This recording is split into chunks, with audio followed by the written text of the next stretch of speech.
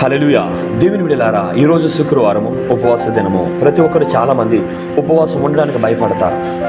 ఉపవాసం ఉండడానికి భయం కాదు, ఆసక్తి ఉండాలి. ఎందుకంటే దేవునికి నేను సమీపంగా ఉండాలి అనే ఆశ, దేవుని సన్నిధానంలో గడపాలి అనే ఆశ, దేవుని దగ్గర నుంచి నేను సహాయం పొందుకోవాలి, నేను దేవునితో సమాధాన పడాలి, నేను దేవునికి సన్నిధానంలో శక్తిని పొందుకోవాలి అనే ఆశతో నీవు ఎప్పుడైతే దేవుని సన్నిధానంలో గడపడానికి ఇష్టపడతావో, ఉపవాసము నీకు భయం అనిపించదు, బాధ అనిపించదు. నీ జీవితంలో ఉపవాసము దీవెనని, ఆశీర్వాదమని, శక్తినిచ్చేదని, బలమునిచ్చేదని నమ్మి నీ జీవితంలో ఉన్నతమైన కార్యాలను చూస్తావు.